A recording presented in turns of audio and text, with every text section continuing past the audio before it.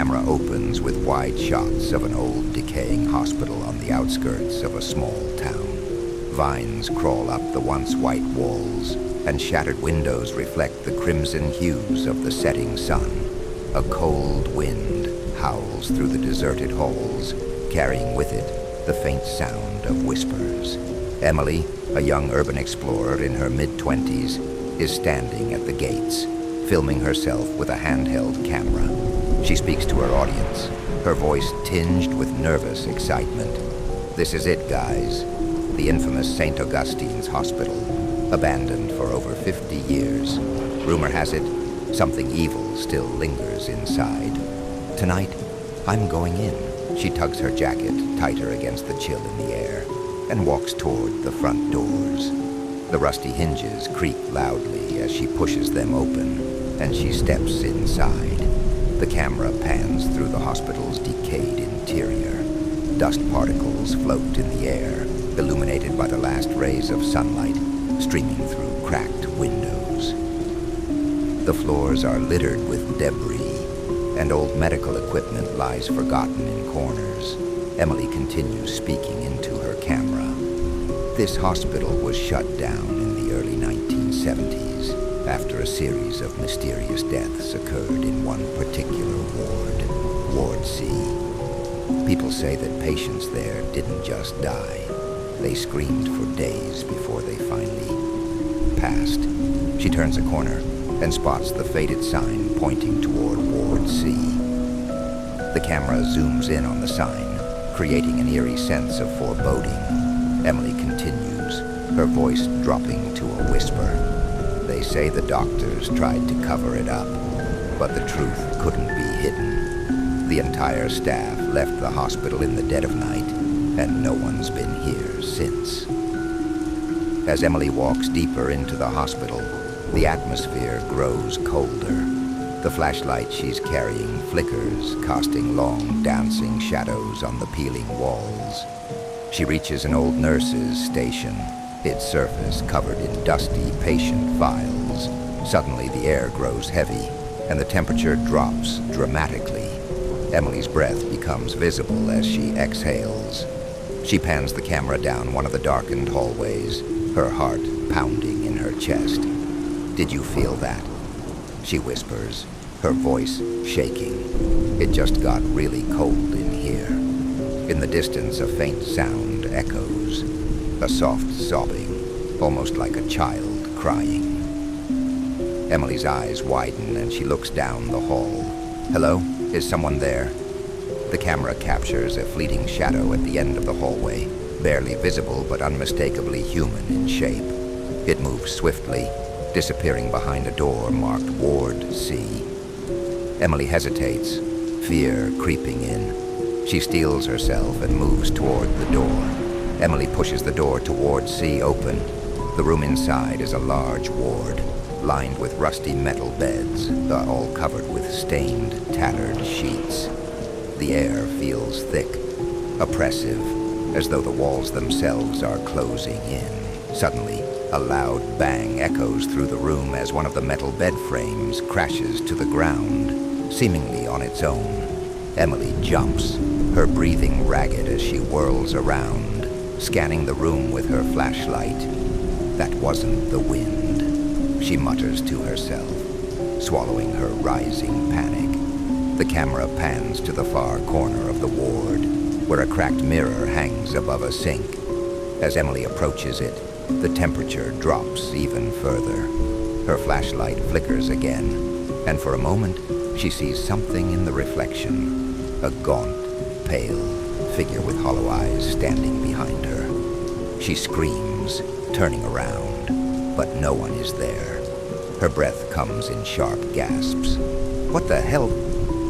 Shaken but determined, Emily searches the room for clues. She spots an old weathered leather journal lying on a table near the nurse's station. Opening it, she begins to read aloud, the camera capturing the eerie words. October 7th, 1971. The patients in Ward C are becoming more agitated. They claim to see figures in the shadows, hear whispers that won't stop. Dr. Mercer thinks it's just mass hysteria, but I know something's wrong. I feel it too. Emily flips through more pages, her voice trembling. October 15th, 1971. Another patient died today, but it wasn't peaceful. She screamed, clawed at her skin, like she was trying to tear something off. There's something in this ward, something evil. Suddenly, the sound of footsteps echoes through the hallway outside the ward. Heavy, deliberate footsteps. Emily freezes, listening. The footsteps stop just outside the door. The door to Ward C creaks open, and a dark figure steps inside. Emily holds her breath, pressing herself against the wall, the camera still rolling in her shaky hands. The figure is a man, wearing a torn, blood-stained doctor's coat. His face is pale, gaunt, with deep-set eyes that seem to burn with a malevolent light. It's Dr. Mercer.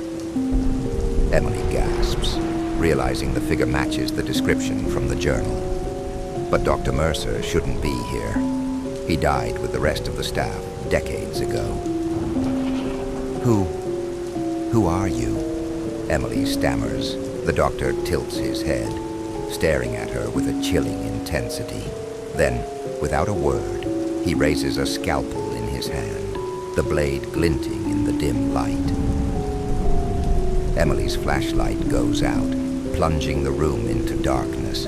The only sound is her panicked breathing and the soft scrape of the scalpel dragging across the floor.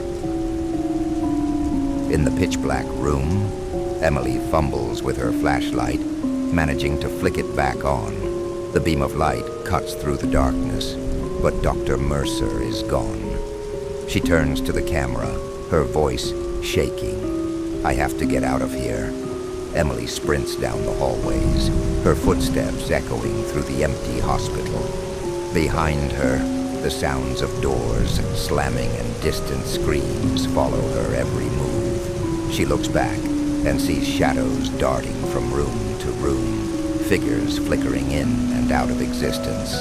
The hospital is alive with the souls trapped inside, doctors, nurses, and patients, all victims of the cursed Ward C. The camera shakes violently as she runs, her breaths coming in ragged gasps. Every turn seems to bring her deeper into the hospital, no matter how hard she tries to find her way out. Suddenly, she's back in front of Ward C. The door swings open on its own. Inside, standing in the center of the ward, is Dr. Mercer, surrounded by the ghostly figures of his former patients. Their hollow eyes are fixed on Emily, silent and unmoving. She backs away, her heart pounding, but the figures start to move toward her. "No! Stay away!" she screams, turning to run. Emily sprints through the hallways, the sound of footsteps and whispers growing louder behind her. She bursts through the front doors of the hospital, stumbling into the night air. The camera shakes as she runs across the overgrown parking lot, panting heavily. She doesn't stop until she reaches her car, flinging the door open and jumping inside.